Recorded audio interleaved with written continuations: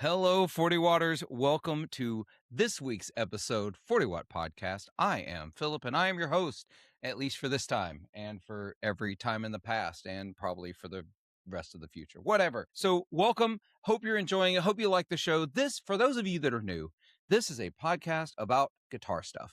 We have conversations around the gear industry.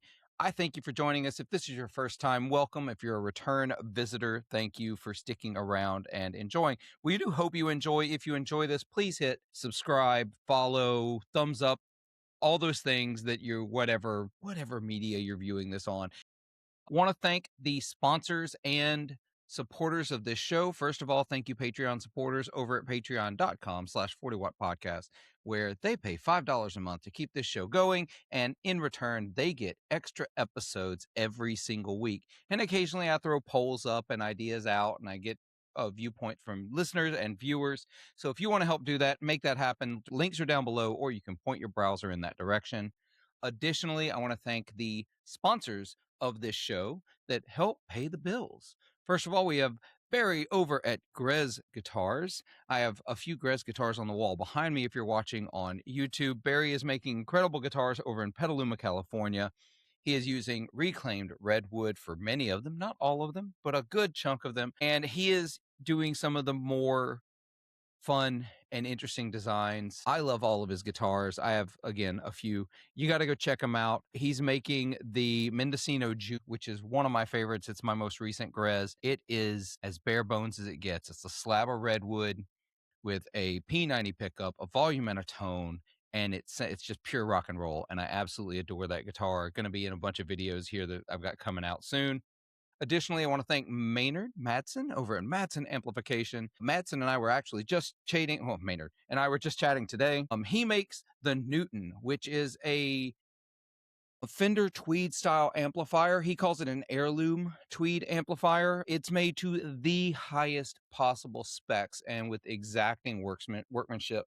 Maynard is meticulous. He's an astrophysics major. He's gonna do this well.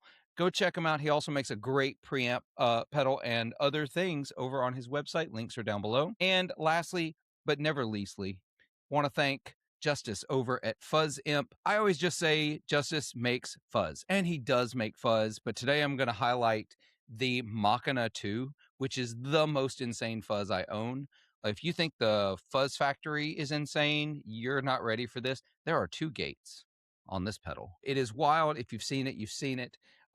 Huge cogwheel of a design on it. Check it out over at fuzzimp. I should know that, right? The links are below. So if that's wrong, you can just click the link.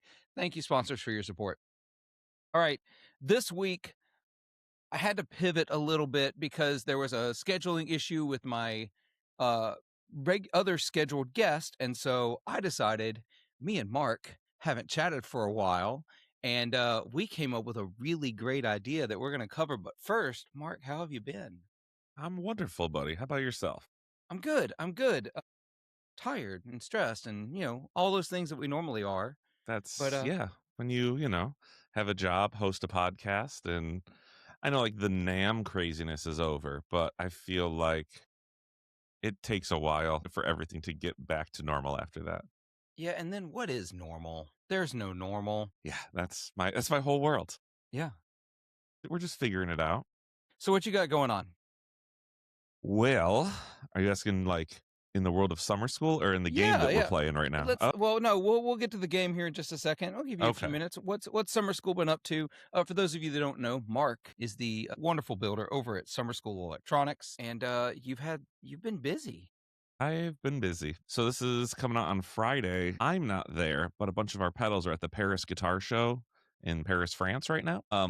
And It's like you're there. it's like I'm there. Some, stuff that I built is there. They're reporting back to me. But yeah, one of our dealers over there is doing that thing for us. And I think that's really cool. I never thought something I made here in my attic would end up in France with people checking it out, but that's pretty cool. Next week, we are dropping the Stone Thrower version 2. We did those last year. We did a run of 12 or 15 of them. Yeah. And they sold out super quick. And St. Patrick's Day is a really big deal in Syracuse where we are. We have a large Irish population and everybody parties hard. So we're doing a dozen more pedals coming out this Tuesday. The same ones from last year. I just did another limited drop of it because we hadn't put out a pedal in like 2 months. Why not? So throw out something fun. Yeah, I love it. And for those that don't know, the stone thrower is the fuzz or a fuzz that you make that is but it's y'all got to go back. There's a many episodes ago Mark and I talked about that. I think in your first episode with me, Mark, we talked about the stone thrower and Maybe, the whole yeah. upside down traffic light and the whole It's folklore. And a I it's a local legend. So like everybody, everybody's got that weird thing in their town that's like we're oddly known for this one bizarre thing, but like known is in heavy air quotes. Like it's known around here, but most people outside of here are like, I don't know what you're talking about. It's our local weird thing that we embrace. So we put it into a guitar pedal and we did 50, I think, of version one, discontinued it, had this idea for version two last year. It sold out super quick. And so we're like, maybe every like St. Patrick's Day, we'll do a short drop of them, just make it like a fun little traditional thing. love that. And for those of you that don't know, give the condensed version of the legend for those that don't know the lore. I love a pedal with some lore. The story is we have the only upside down traffic light in the country, and it's because there was this really Irish neighborhood, and 100 years ago, in the neighborhood, people saw that the red light on top was like England's rule over Ireland, with the green light on the bottom. So these kids would throw rocks and break it, and the city would replace it. And they kept breaking it, and the city was like, "If we give you one with green on top, will you like stop?"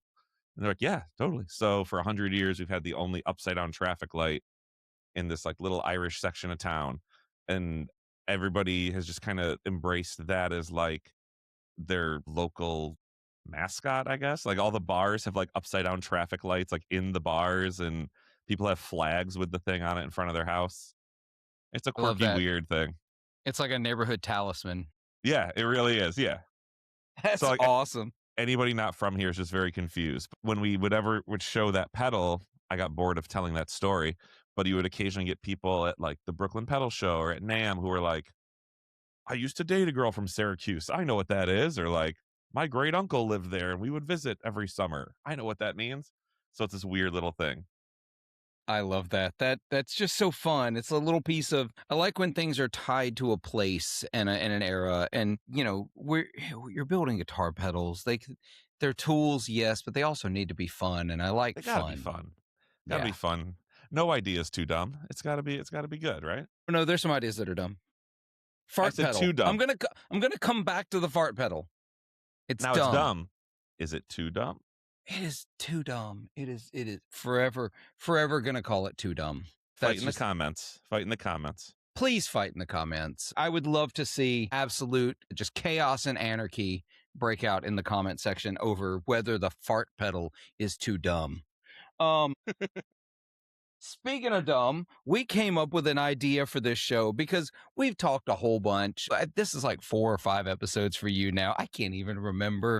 I think my wife said you might be the most reoccurring guest on Philip's podcast. I think this would make you the most recurring guest at this point. So Joe Branton's been on a few. You've been on a few. Like I love bringing back my friends and just having conversations. So, but this time instead of just BSing for an hour, which we could absolutely do, and we may still have to fill some time with some BS, y'all. Mark had this idea where we're going to look back 25 years and we're going to rebuild a rig as if we could go back and get our dream rig from 25 years ago.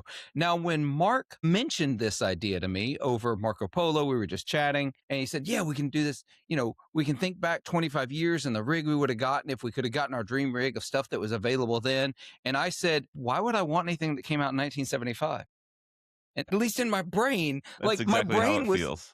my brain was thinking 70s. And I'm like, no, 25 years ago was 2001. Ugh, okay. Yeah, this is your reminder, everybody. Take your medication. Yeah. If you, like me, can remember being, in college in 2001, it's time to get your prostate checked. Call Philip. He's great at it. No. Please call your family doctor. So, Mark, why don't you lay out the rules for this game? Okay, so we each designed a rig based on stuff that is new and available in 2001. So Mhm. you can't say, well, I want a 59 Les Paul. No, it has to be something that was available new in 2001, still in production, and it can't be an investment piece. Yes. Knowing like, whatever, this is going to skyrocket in price. I would totally buy 10 of them. Like, no, you're not.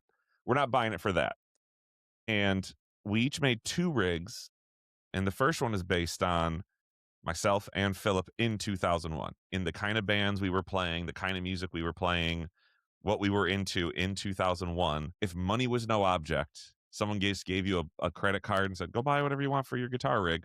What would you have gotten based on your dumb brain at that point? And then the second rig is, if you had a time machine and you went back as 2026, Mark and Philip, same rules. What would you buy, but based on what you're currently doing now and what you know about gear now? So we each picked some guitars, we each picked an amp, we each picked some pedals, maybe, maybe not. And we put together what our rig would be. So do you want to do the 2001 brain, 2001 rig first? Yeah, let's do okay. So, Mark, going back to 2001, who were you as a player? What were you into? And what would be your rationale around your rig? All right. So 2001, I was like a sophomore, junior in high school. Mhm. So I was 16 ish. I had maybe been playing guitar for like a year or two. I had played drums for a few years prior. So I was already like in a band, like playing drums. And I was just learning guitar and starting another band where I could play guitar. So, learning the basics of like any time you heard like a riff, you're like, where's the tab? How do I do that? Let's figure that out. Self taught, wasn't taking lessons or anything. So it was just like, well, that's funny. Steve, who does all of the artwork for all of the summer school pedals, him and I played in a band where he played guitar and I played drums. So when I learned guitar, he was like, this is a D chord, this is a power chord, and that's the internet. Go figure it out. Like, go to this website and leave me alone. So that's how, Internet in 2001. yeah. So that's how I learned to play guitar, was just from tabs and whatever. So I also didn't have like an older brother or sister to be like, here's the music you should listen to, kid. So it was a lot of like radio rock. In 2001, I was still like learning everything. Like, I'd hear a song by like Metallica and be like, that's cool. Then hear a song by The Who and be like, that's cool too. And then hear Foo Fighters or like Rage Against the Machine on the radio and be like, I like those as well. Like, still just kind of taking everything in and not really. I know I liked rock music, but I really wasn't committed to like what I was doing. And so I was jamming with some friends and we were like putting together our band, but it was like, it was a hot mess. We like, every week it would be like, I want to play this song. Like, all right. Somebody else like, I want to play this song. It's like a totally different genre. And we weren't, nobody had like a vision because nobody really knew what we were doing. So that's kind of my world, like just general rock music, like, but just kind of figuring it all out and not knowing what to commit to with anything. Okay. So that was my world in 2001. Man, okay, so thinking back to 2001, I was I don't even want to say it. I was 20 years old. I had been playing guitar for about 2 years at that point, and I had 3 musical versions of myself. I need you to understand. So, my primary playing at that time, this is before I went down the blues and Americana rabbit hole. This is before I was from the same town as Muddy Waters, but this is before I even really knew who Muddy Waters was. Like, I knew the name. This is before I knew anything about blues. And contrary to popular belief, you don't just live in Clarksdale, Mississippi and figure that out. Someone has to tell you about it. So, 20 years old, I'm playing primarily in church and at the Baptist Student Union and the Wesley Foundation, and I'm playing worship music, strumming, Lord, I lift your name on high and stuff like that. Mostly acoustic. There was some electric stuff going on at that point, but mostly acoustic. But then there was there was the second version of me that had really gotten into Metallica in high school, but I got into the uncool era of Metallica, like Load and Reload era, Same, and buddy. Yeah, I yeah, remember that. so That was that same first band that I was in with Steve. That was like my introduction to like Metallica, was like Black Album, Load, Reload, not great era. And the dude who played bass in our band was like a big metalhead. And so when that like came up at band practice, he's like, yeah, I'm gonna cut you off, buddy. Have you heard Master of Puppets? Have you heard Kill 'Em All? Like, I'm gonna give you some homework. And I was like, oh, I get it now. Yeah, so during that era, I was also really into I remember being really into Bush. I liked Portishead a lot. Okay. Depeche Mode. I'm trying to think of the bands, the CDs that I owned, because I owned a lot of CDs from that era, right? But I those are still the got them things in that, my basement. yeah, they're in a closet still here. I'm not throwing them out. What are you, crazy? Heck no, when the entire world of streaming goes down, I still want to be able to listen to music.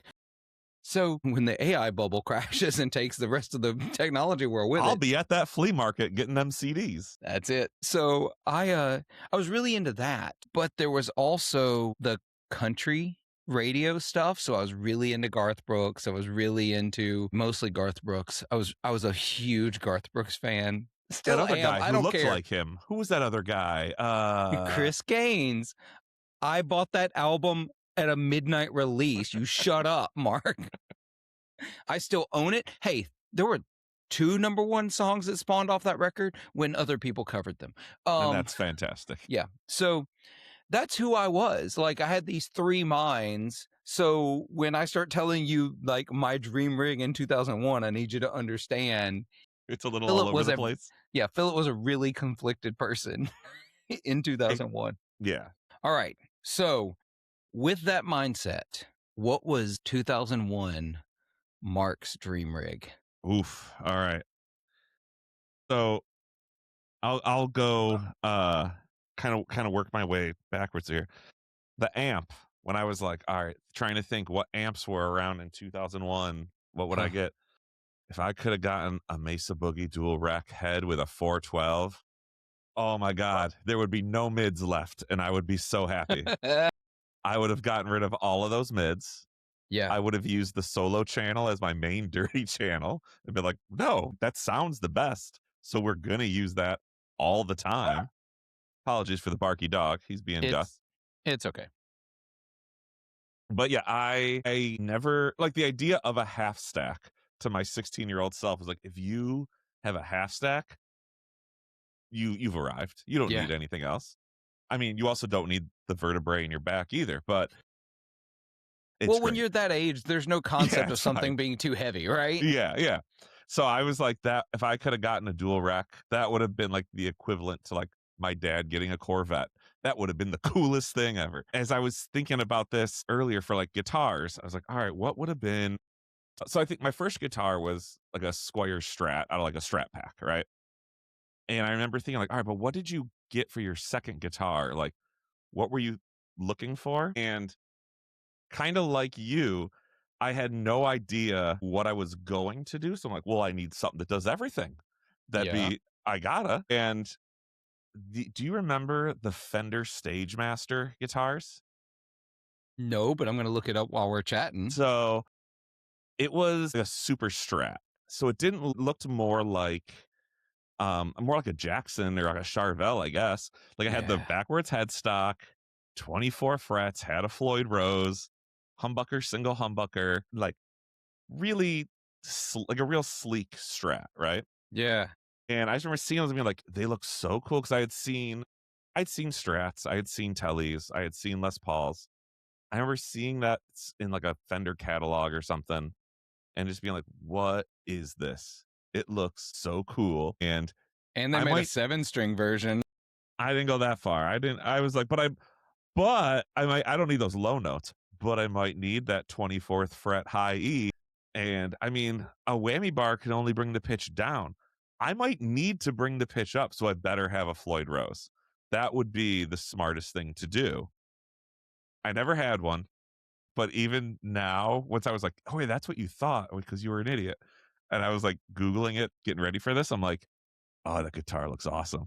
Like, that part of my brain is like, that's so cool. The other part is that I was like, well, we need a backup guitar, right? And I'm trying to think, like, what would I have done when I played in that first band where I played drums and Steve was like the only guitarist that I really knew who I thought knew anything about guitars because, like, I don't know, playing drums.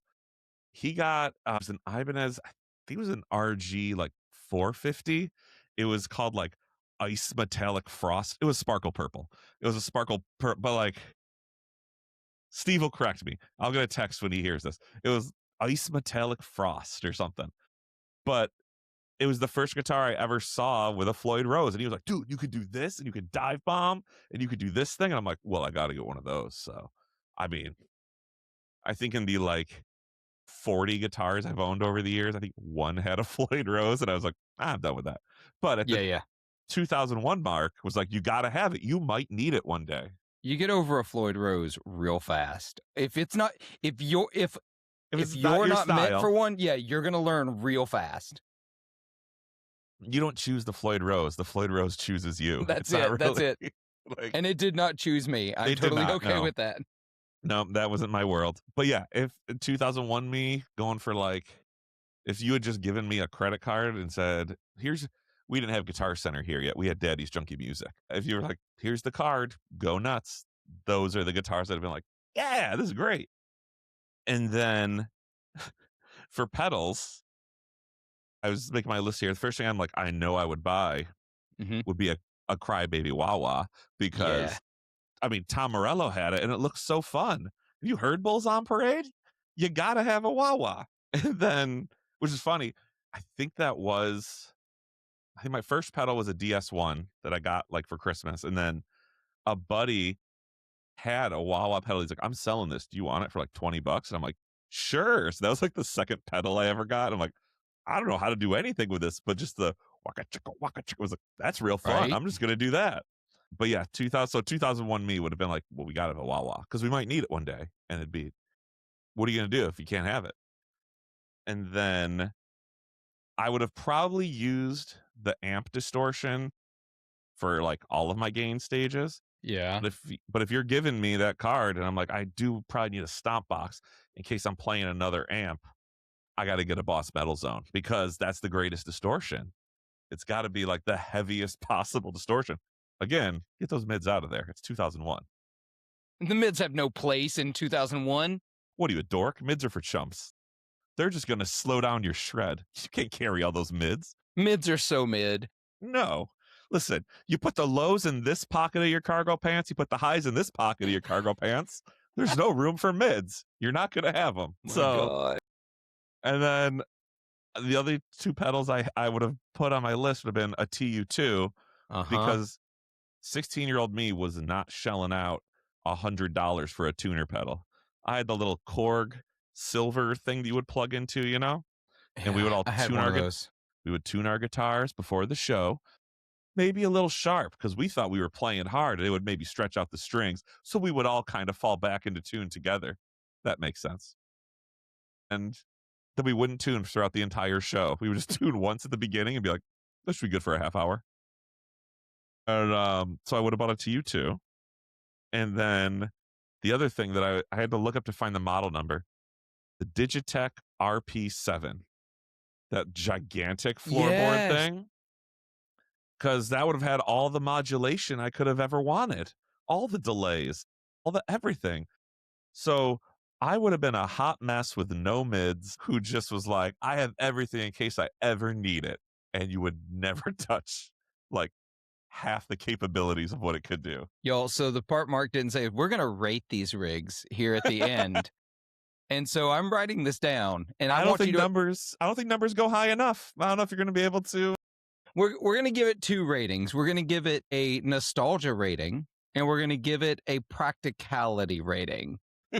And so when we get to the end, we're going to assign 1 through 10, and you can do decimal points.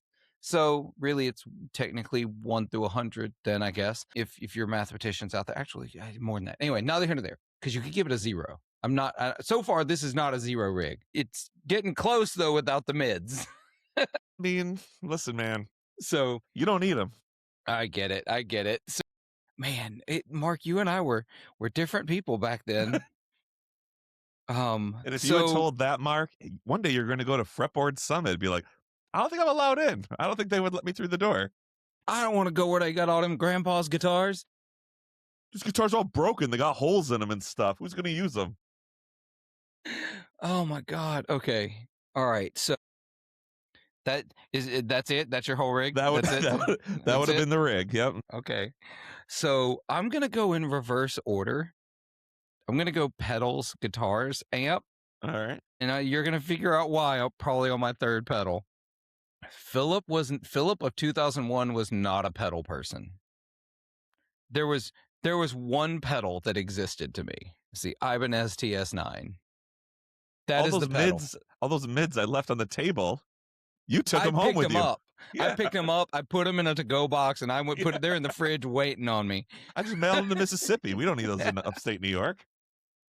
So TS9, literally my only stomp box, like actual stomp box. For tuner, because obviously you got to have a tuner. And I did have this tuner. Like, remember, this is the Dream Rig, but Yeah. I owned this tuner. I had the IntelliTouch tuner. Do you remember the IntelliTouch Yes. tuner? It was the first headstock clip-on tuner. I had one. I was so proud of that. I was like, I don't need a tuner pedal. I have it on my headstock. I thought it was the coolest thing ever. It was not. It was not accurate. It was not great. But that's what I used. I like the headstock tuner now that looks like a little cigarette that you just Oh clip my to the top. gosh. Yeah. I mean, I keep a D'Addario clip-on tuner around now just for like tuning quickly around the house when I'm like just plugging into an amp because I don't have a pedal board or anything. Sure. So it's real quick and easy. But gigging, no. I'm one of those can't do it. And then there is one other pedal, I guess, technically. The Morley ABY switcher. I see where this is going. I had to have a Morley ABY. We're going to get to why. Yep. Guitars, y'all. From the day I picked up a guitar, I didn't ask for it. They just started appearing. I was getting musicians' friend catalogs delivered to my house. I didn't sign up for anything. It's like they knew. I don't know how, but they knew. And I remember flipping through those magazines. And I took one to NAMM so that we could all be nostalgic and look at the prices. I had so much fun. That one was an 03 one, so little later. But and that was an actual one that I got at my house. Like I still have it because my mom had it, and so I was going through all of her stuff that's here at the house a few months ago, and I found it. I also found like a 2010 Sweetwater catalog at the same time. But we'd flip through the musician's friend catalog and we'd be like, yeah, that'd be my dream rig. Or if I could get anything, this is how I'd want my rig. And so you're going to see where this is going. I'm going to start with my backup. My backup guitar I wanted was the Gibson Les Paul Double Cut Plus. So it's a double cut Les Paul arch top, super flamey top. I do know. Yes, I do remember those. Yeah. So I wanted one of those bad. Those were cool. In red, very specifically in red. I remember when I started working I worked at our Guitar Center here in like 2007 or something. So like a few years after this, we had one of those on the wall and it sat forever. Yeah. I was like, that's cool. So I'm like, do you want to buy it? I'm like, no. I'm like, but it looked really cool. I just didn't want it. They looked so rad and I wanted one so bad, and they are so expensive now. Yeah. They want to get 24 frets. Yeah. Well, you might need it. You might need it. I might need that extra 2 notes. My gosh. What do you do? Bend a string? Come on. Who's got that kind of time? No, because then I can bend even beyond that. Oh my God. That's like having a 25th fret. I know. I think both of these guitars that I picked are 24 fret. That was because my main guitar, I wanted it so bad. And I'm checking something to see if this is why. Oh, yep, this is 100% why. 100% why. I wanted the PRS Dragon 3. Ooh, that had the inlay thing? Yes. Yeah. I wanted one so bad. Wanted it so bad. And yes, 100% because of the movie Airheads. I was just say like, that's the only reason I know about that was because Airheads was such a crucial part of my childhood and like getting into being in bands. When he was like, I want a PRS with the Dragon inlay. I'm like, what is that? And I eventually saw one. I'm like, that's what he's talking about. I wanted one so bad, which those of you that have listened to this podcast for a while realize how ridiculous it is that in 2001, my dream guitar was not just a Yeah. PRS, but the gaudiest PRS Yeah. ever made. I wanted one. Mark, that movie is 32 years old. You know what? We just, next time we're together, we have a movie night because I could quote that entire movie. I love it so much. Where are you going? Anyway, we're gonna stop because I can as well. It's a separate podcast. Yeah, it's maybe we'll get into that on Patreon. I love it. Patreon.com/40watt podcast. Anyway, look, you see how I threw that in halfway through? It's beautiful. So I've got my TS9, I've got my PRS Dragon, I've got my Les Paul DC Plus, I've got my Morley ABY switch because this was the dream rig, and this is probably because of Metallica, sort of. I wanted a Fender twin reverb. Okay. 100 watts, 212, 100 whatever watts at the time. Super loud, but it was only ever going to be clean because I wanted to be able to switch amps for clean and dirty. I want a dirty amp and I want a clean amp. And if you're going to have a Fender for your clean, Mark, what are you going to have for your dirty? I'm going to guess it's a Marshall. It's got to be a Marshall. And do you know what the biggest, baddest Marshall in 2001 was? Well, I would say the JCM2, but there was also the Mode 4 that was out at that point, too. Oh, no, it was the TSL 2000. All right, I'm not sure. It was the JCM 2000, the TSL version. That's what I thought. When I was searching, I almost put that down. And then I was like, yeah, I think I wanted that. I was like, that's when I was like, but wait, there were Mesas. Yeah, but that was I a didn't close even think second about for me. Mesa. I didn't even think about Mesa Boogie. I didn't know about Mesa Boogie in 2001. So here's a weird thing. Mesa Boogie, I don't know if they still have this, but like they can only have one dealer within like a certain mile radius, right? Yeah, at least it used to be that way. Yeah, I don't know if they still do ever, but like, so we're in Syracuse. Rochester is like about an hour away from us, an hour west. Rochester was a Mesa Boogie dealer. So the House of Guitars in Rochester had Mesa Boogie stuff, and we could never get it here. None of our stores could stock it because we were like right on the cusp of that radius. Yeah. And even when they got Guitar Center, their Guitar Center could stock it, but our Guitar Center couldn't. So in our town of guitar players, if somebody had a Mesa Boogie, you were like, what's that? Even when they would come in, when I worked at Guitar Center, when they came in used, they would go like within an hour. Like they would just, because it was just, you couldn't get it in our town. Like so if one was floating around, people snatched it up. So that I think that's also one of the influences, me being like, that would be the dream rig. It's like, yeah, it's a pain in the ass to attain it. So that's why. Yeah. Well, so I, growing up in my little town in Mississippi, we only knew whatever was in musicians' friend catalogs. We had a music store that carried only PV and only at list price, not even at MSRP. I'm sorry, only at MSRP, not MAP. Not MAP. Yeah, right. Yeah. So we also, you knew what I meant. List and MSRP, same thing. So we knew PV and we knew whatever was in the musician's friend catalog. And so I still remember ordering from musician's friend for the first time ever and having to call someone to place my order. Yeah.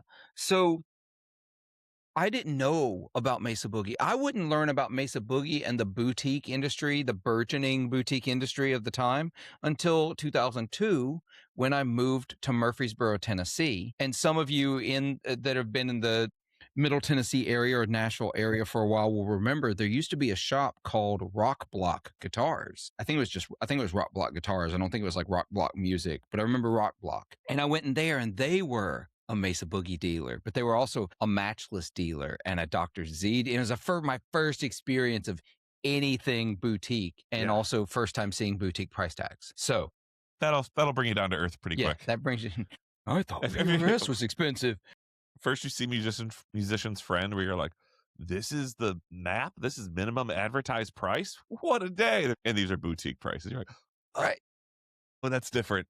Yeah, it's totally different time. But then you plug it all in and you're like, ooh, that's different. That's pretty cool. Yeah. I didn't even know that the Marshall sound I wanted was a cranked plexi. I didn't know that. I knew I wanted a Marshall half stack, and the biggest, baddest outside the Mode 4 was the JCM 2000. Yeah. It was the TSL 2000 or whatever the actual model number is. That was the biggest, baddest thing I could imagine. So I want that for my dirty amp. I want the twin for my clean amp, and I'm going to swap between them with the Morley. They're never meant to play together. The idea was classic. The TS9 would only go to the Marshall to tighten it up, because I'd read that before in Guitar Player magazine. Just for poops and giggles right here, what was your amp in 2001? What amp did I have? So in 2001, I'd been playing for 2 years. I had a Princeton Reverb 2. Okay. I was just curious. We know where the dreams are. I was like, what was sitting on Earth? What was the reality? Yeah. Princeton Reverb 2. All right. So I had the Red Stripe PV Bandit. No big deal. I mean, we both had pretty badass amps. But I bought it because Steve had one, and I was like, there you go. He seems to know what he's doing. Well, Steve, that's a smart cookie. He knew where to lead you. He knows what so he's doing. that would be my rig: guitar, ABY, TS9 into the Marshall, and then just foot switching between the two of them. And the Ford Econo line to carry everything everywhere. Look, I wasn't that practical. I wasn't thinking about that. What was I driving in 2001? So in 2001, I was driving a 1989 Pontiac Grand Prix. I think I had a 95 Ford Explorer. Ford Exploder. That's what we called it. You could have actually carried my rig, though. Oh, I did. We're not fitting this in a... Well, I played Grand drums Prix first. That's why I needed something that I could carry my drums in. So then when it was like, oh, and I can carry other band stuff. But I think that's the beauty of it. It was a dream rig because I knew I'd never have that rig, right? That would never be my playing in church rig. I want the weekly reel of this to be you saying, that'll never be my rig, with all those guitars behind you. Shut up, Mark. Shut up, Mark. It's just unattainable. I don't know what to do. Oh my gosh.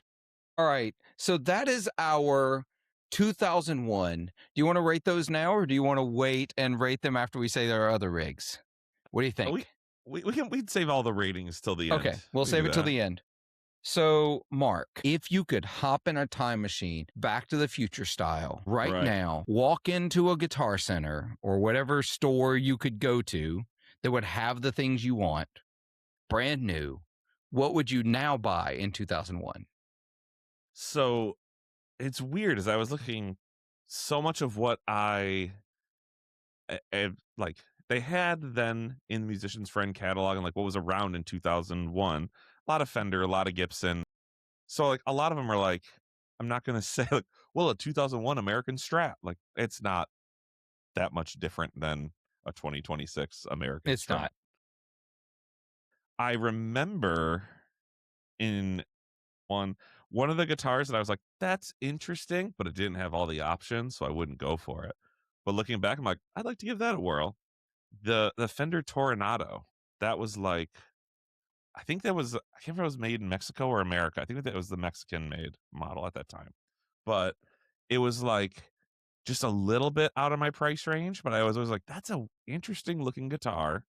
And it's not like your classic Strat, Telly, Jazzmaster. It's just like a little different. Had the two humbuckers, which I play a lot of loud punk rock, hard rock music. Like, excuse me. Currently, I play guitar in a band called Bridge Under Fire. It's like a post-hardcore, punk rocky, shouty vocals, loud guitar bands. Like the two humbucker thing is really like, that's my jam. And I was like, that'd be I've never played one. I've never seen, well, I've probably seen one like in passing, but I don't remember ever like sitting down and really like messing with them. But I was like, that'd be a cool one to check out. And I just remember always seeing it in Musician's Friend catalog, and just like it caught my eye, but I just never got a chance to play it. So I think that would be what I would check out, given the parameters of this time travel world. And I think for a backup, this is partially because I never got to do it when I was a kid. I'd want to get a backup of what's it called? The graffiti yellow Tom DeLonge Strat. Just a straight humbucker, one volume knob. Like, it's just a cool, and the graffiti yellow color they did in just looked so cool. Yeah, it was really bold. I remember those. And part of that and a lot of like the choices I made in this column is like, I now know that your rig can change. You're not buying something to use in every conceivable application. Like, if that sweet jazz band comes a calling and wants some sweet Mark Turley jams, I can get rid of this and get a rig for that application. Tornado sounds fancy. You'll be fine there. Yeah, yeah. But like, if I was to build a rig to play the loud, aggressive, distorted music that I play now, this is what I would get. Humbuckers, a Fender guitar, and then like go for it. You know what I mean? Like, you don't need the 24th fret. You don't need the Floyd Rose. Silly Mark. You didn't even actually want the Floyd Rose. You just thought you did. I thought I needed it. I don't know. It's again, it didn't choose me. It's, it's how it goes. As for amps, I now know that like you, I have a variety of amps, and when I Mhm. test pedals, I play them through, a high watt, a Fender, a Vox, a Marshall, an Orange. Like, you got to try everything just to make sure it all works. I go to amp that I use now is of heavily modded Vox, so I know that like a Vox style is kind of what I prefer. I've never played this amp, but from the quick research I did 2 hours ago when we were talking about this, the Dr. Z, I think it's called Maz 18 Junior, was available Yeah. in 2000. Have you ever played one of those? I had one. Did you? Yeah, I It had kind one of in does like that Voxy thing, right? you know what? I'll tell you it doesn't. Listeners, you can come at me if you want. It is EL84. And while Dr. Z is kind of renowned at this point for his, the Ken Fisher partnership to create the Z-Rec, actually, I literally just sold yesterday my Maz 38, which is the bigger, higher wattage of that amplifier. Was that the It's Chris Cornell one? No, no, no, no, no. That's my divided by 13. That's Oh, not that's 5 by going 13. anywhere. Yeah, sorry. Yeah, that's That's that's a that's up there. But listeners, there'll be a video at some point. I'll talk about that amp. But the Maz 38 and the Maz 18, I think they're voiced more like Marshalls, like okay. 18-watt Marshalls. Then that's what they sound more like to me. They don't. They're kind of chimey, but they don't have that Vox chime. So my other Still a solid pick, by the that's so way. I would have gone with that. The other one that I do have experience playing from that era is Orange was making the AD30, and I do have one of those, and I do love the clean and dirty channel on the AD30.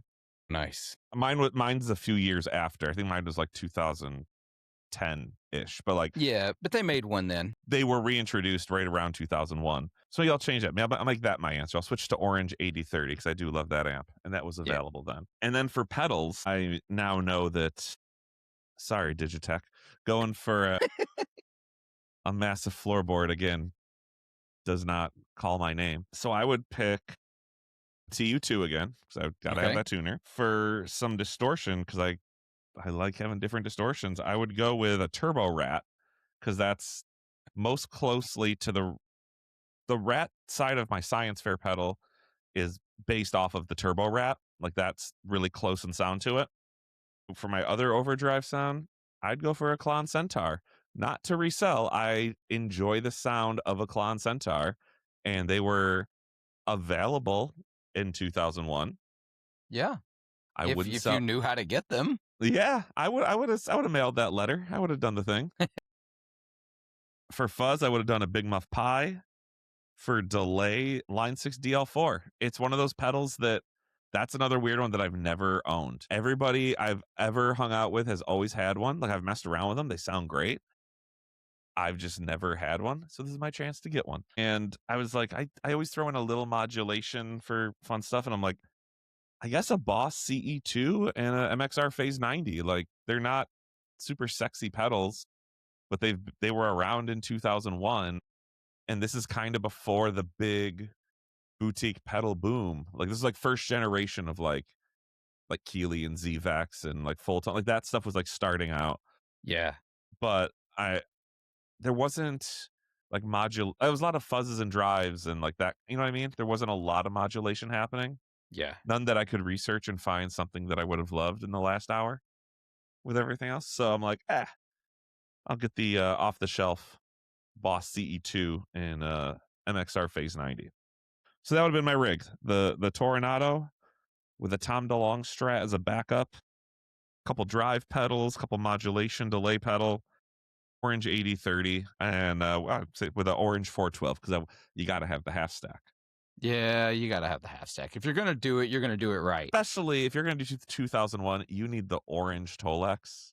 You need something that can be seen from, like, as soon as you walk in the club, you're like, "Oh, I know what that is." That's So I like this. I like that you went in, you know who you are, you're done. Much bigger pedal board than before, obviously. Because you're replacing a big floorboard with a bunch of individual pedals that you just yeah, know. and those are things that I now like, at the time, I didn't know what they were. Like, I remember Yeah. I didn't know what a rat pedal was until, like, I was in college in our, like, recording lab, and somebody had one just, like, sitting on a table. I'm like, "That is the ugliest pedal I've ever seen." I'm like, "That looks terrible." It just didn't click with me, and then, like, I heard it, and I was like, "Oh, that rules. That thing's great." And, Yeah. like, then I learned, like, what a rat is, but that was just my first experience. Just if you just see it sitting there and you know nothing about it, you're like you're used to seeing, like, Boss pedals and, like, electro harmonics, and, like, it's a totally different aesthetic. Yeah, no, it looks way different. I remember the first one I ever saw was my guitar teacher had one, and it was hooked up to his, what was the amp? He had some like solid state 50-watt Marshall amp. That was just, it was just clean because we're not turning up, right? We're not getting loud in lessons. But Like he the had MG50 or whatever it's called? no, it was a vintage one. It was like an 80s solid state Marshall. Okay, Again, nothing special, but it was a Marshall, like to me, gotta. I didn't know what I was looking at. But he also, like, anytime we needed a little bit of drive for a part, it was always the Rat. And so that was my first experience with one.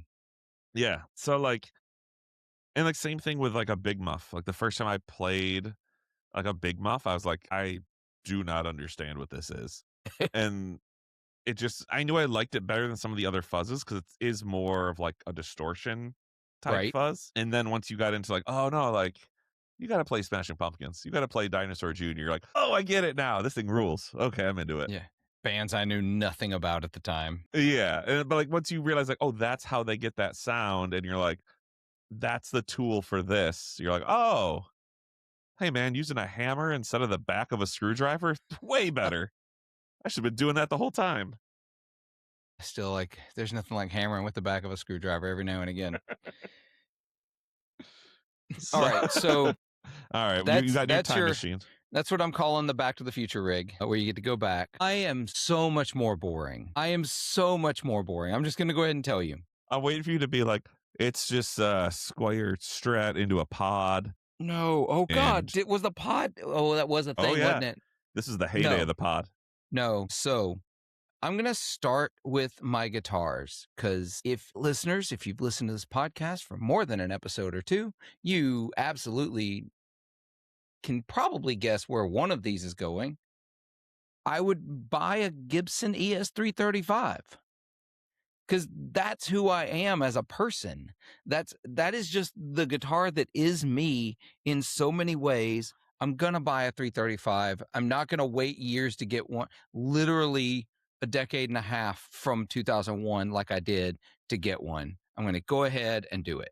I'm thinking you're gonna follow Back to the Future rules and be like, "My 2001 guitar is a 2004 Gibson ES335." No, it is not. No, it is not. It is a 2001 or, whatever was on, because you know how long guitars could sit on shelves in music stores at the time. It could have been a 2000, it could have been a 1997 ES3. I don't know. There Uh, was something I looked up when I was trying to, like, check our years for this. They were like, "This was discontinued in 2000, but it sat on shelves well into 2001." I forget what piece of gear it was, but that was what it said in the description. I'm like, I Probably the Stage I Master. could count it. I think it was. So I'm going to get an ES335, and of course, you need a backup. And this might be the only curveball in my entire Back to the Future rig. Do you know what was readily available in 2001 that isn't as available now? An RG 450 with a Floyd Rose and No, ice metallic frost no, mint. a Flying V. Ooh, okay. Because I love me some Lonnie Mac, and I want I a Flying V right now so bad, but I do not have the money to get one. But if I were going back in time, back when they were a standard guitar at that time, yeah. so I would buy a Gibson Flying V. What color though? Probably natural. All right, I like that. Yeah, because that's the I think that's the Lonnie Mac. I think his is natural.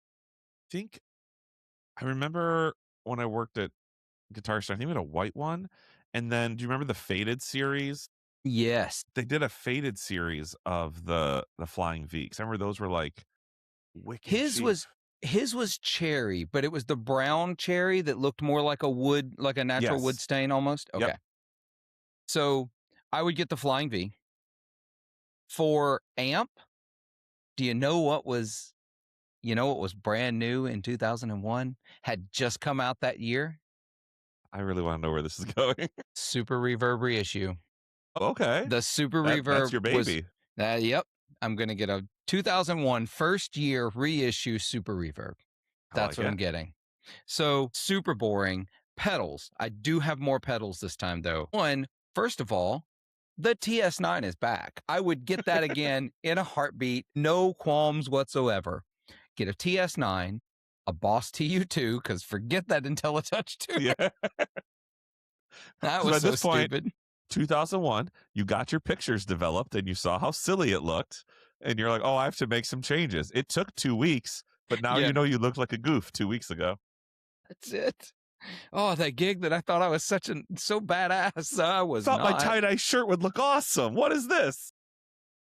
Oh God, I did have several of those. I've never even listened to the Grateful Dead at that point. So, um, okay, then we have the run. We have brand loyalty right here in the next three because I have a 5 pedal board. Mark, there's no delay on this pedal board. Because I wasn't into delay at all until about 2010. Okay. So Dunlop Fuzz Face. Big one? Yeah, big one. The little ones weren't out Big yet, one. right? Big Okay. one. Dunlop Fuzzface, Dunlop Crybaby, and a Dunlop UV1 Unified. Forgot about those. Yeah. Yeah, that's what I'm doing. I'm going full on Unified Fuzz, wah, overdrive, Gibson 335 Flying V into a super reverb. That is my rig if I were to go back today and walk into, any major music retailer. That's the rig I'm walking out with. I like it. I don't know how much that would be. That would have taken more research than we had time to do. Yeah, no, this was like I was in the middle of cooking dinner and you're like, "We're doing this in like 2 hours." Finish making tacos and then you can go research 2 guitar rigs from 25 years ago. All right, Mark. Using your brain, not where your brain was, All right. knowing what's available today. We're going to rate these based on today's. So you're saying like if I went to see a band play and this was the rig that somebody Yes. brought on stage today, Yep. and I was 0 like, to 10. What's that rig? And I'm going to let you rate your own rig.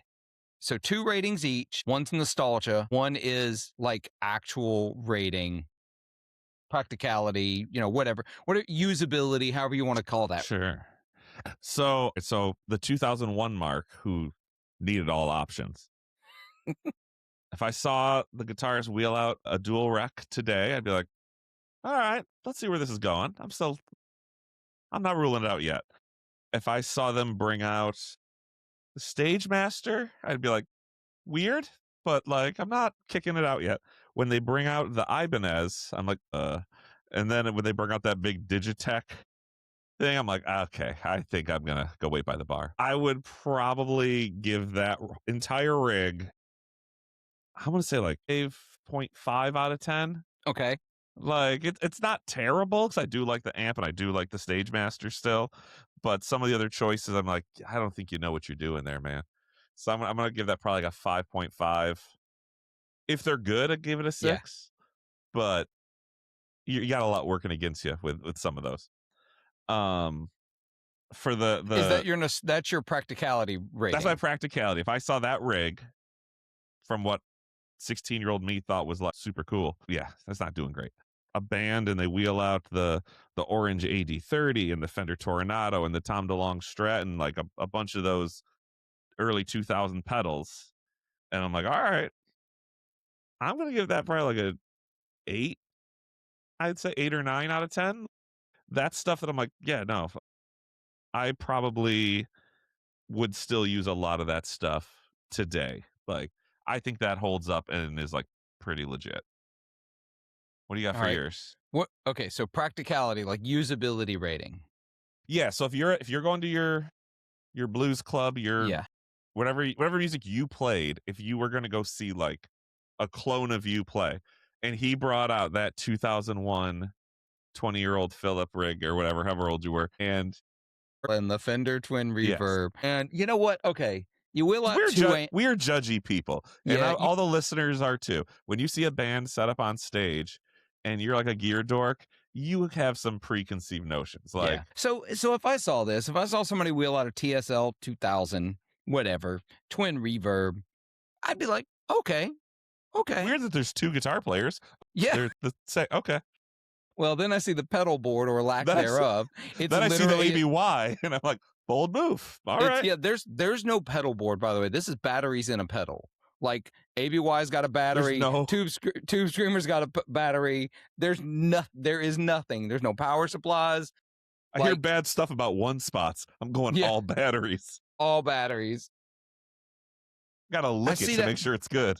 and that's fine. I'm actually here for it. I'm here for the rig. But when 20-year-old me walks out with a PRS Dragon, instant douchebag. What an ass! Absolutely not. What the hell is this? Now, do you put your Oakley sunglasses on to play, or do you take them off so that No, you can play? no, they're upside down on top of my baseball cap that I'm obviously wearing. This is a Not on the back this of is your a head. listen, this is a 3.5 at best. This rig is so dumb. So dumb. Yeah. But now my time machine rig, on the other hand, I see someone come out with a super reverb reissue. Nothing, no bougie rig, like a reissue, a standard Flying V and a standard ES335. And this pedal board, I'm thinking, this guy knows what's up. This guy has the tools to do the job. He knows what he's into. He's dialed in. 20-year-old me didn't have a clue. Yeah, This I think mine practicality for that rig, I think that's an 8.5. that's a I great think it's rig. so practical. It's beautiful. Well, and those are all things too. Like I was thinking about this. A lot of our stuff that we chose for the Back to the Future rigs are pretty much still in production Yeah. because they're good and like they work. That's And a lot, and again, yeah, like a lot of it has been road tested.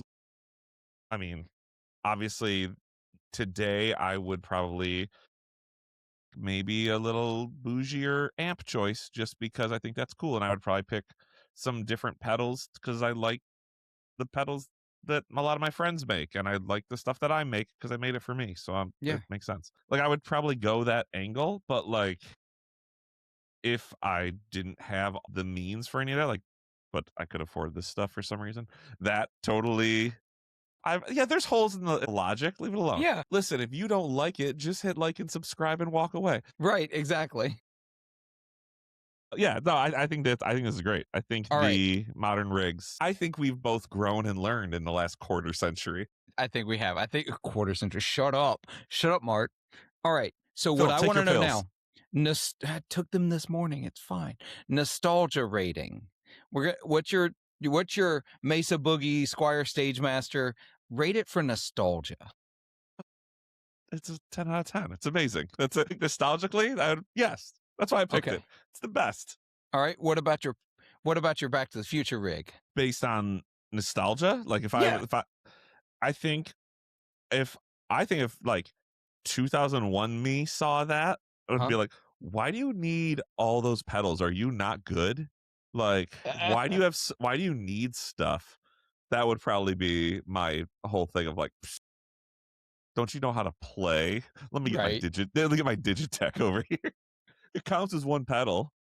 Like, yeah, I think that was just the idea of seeing a massive board of single pedals was like foreign to me at that time because I just didn't. I mean, I was in high school. Nobody had massive pedal boards, but Yeah. even like that just wasn't. The internet was a baby. Like you just didn't see bands have all that. You know what I mean? Yeah. No, that totally tracks. All right. Give me a rating. Give me a rating. Oh, nostalgic of that? Yeah, yeah. I mean, I would have been like, dude's a dork and knocked it down and probably given like a 6 or 7. I Yeah, I probably would have knocked it down a little bit. I'm going to call it a 6.5 All for right. the sake of our scoring because I'm keeping up with these now. I know you're All doing better right, than me. now What do you my got? my time machine rig. Oh no, first of all, my 2001 brain, 20-year-old Philip brain. There's nothing nostalgic about this rig whatsoever, except for that Les Paul DC Plus. Because in setting this up, I saw pictures of it again, and I was like, "No, that thing's hot." So, Yeah.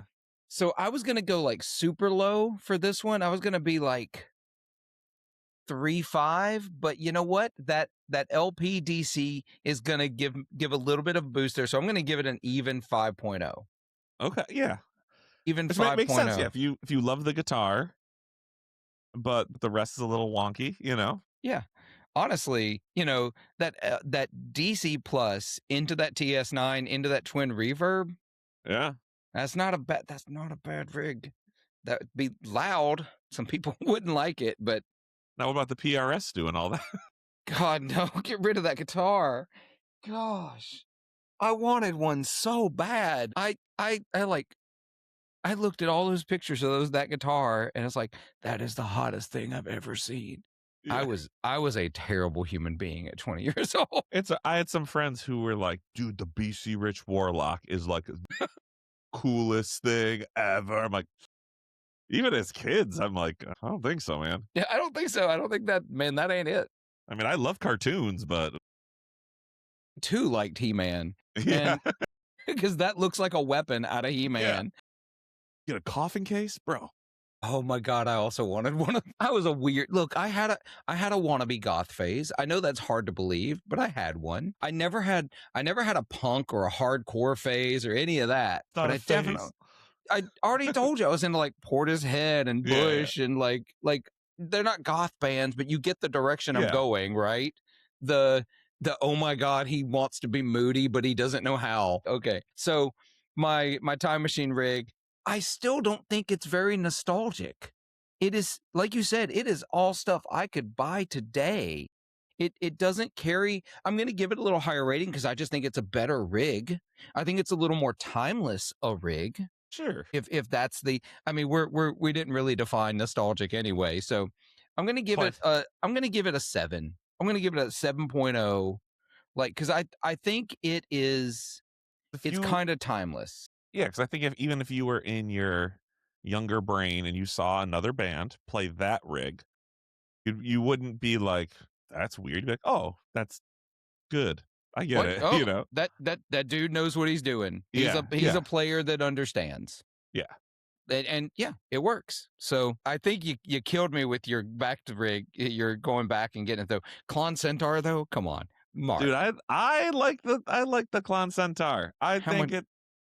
I do too. I like the circuit, but I didn't even think about them. I didn't even think about it. I You was want to know trying. why? Because it wasn't in Musician's Friend. That's right. I was trying to think of like, I'm not a huge Tube Screamer fan, Mhm. and I was like, I need something that's gainy to counteract like the Turbo Rat, like the Rat's the high gain. I need something for like a medium kind of gain. Okay. I had a TS9 written down. I'm like, I don't love that though. I'm like, what else? I was like, the Blues Breakers weren't being made then. This is before like JHS was doing like the Morning Glory. And like, Right. there wasn't not that a Klon is a flat, there is a mid hump to it. Yeah. But I was like, it has a little more gain than like a Tube Screamer, but I was trying to find something that was that medium middle of the road sound. You know what I mean? Yeah. No, I like it. And I I think won't it's sell it. I'll keep it. I'll bring it back in my time machine and keep it. well, then your kid your dogs can eat well when you go. Yeah. Yeah. That's their It's not- retirement fund, right? Yeah. Yeah. I got to put Gus and Gladys. They'll be fine. They'll be great. All right, y'all. Well, we hope you enjoyed those shenanigai because that was legitimately fun. I had a blast doing this. We're gonna have to do more time machine rigs where we go back in time. We can only buy things that were available in a certain time period and just see what those rigs would look like. I want to know, like, I want to know what other people actually have. This is even a ploy for like, give us engagement. Like, Yeah. I want to know, like, if you could go back, what would you have? Yeah. It's Tell a us. fun game. Put it in the comments below, or, find me on Instagram. Hit me up on Instagram. What would you play? Would love to hear about it. You could tell us about it in the Discord server if you're into Discord. You can find links below to the website, to my website or my link tree, and it'll give you all the links, all the affiliate links. It'll give you all of the Discord invite and all that stuff. There's also links below for Summer School Electronics. You can find Mark on Instagram and the internet and YouTube and all of that stuff. Click all those links because, y'all, we're going to go over to Patreon, where the Patreon subscribers who pay $5 a month over at patreon.com/40watt podcast 3 times. Y'all, that's the most I've advertised Patreon in an episode in a long time. I'm so sorry. I feel like such a shill now. But we're going to go over there. We're going to chat a little more and just be goofy, just like we were here, just more, because there's fewer people over there for me to be self-conscious in front of. Okay, I love you. Bye. Yeah, bye, y'all. Until we see you next time, be good to yourselves, be kind to each other, and make some noise.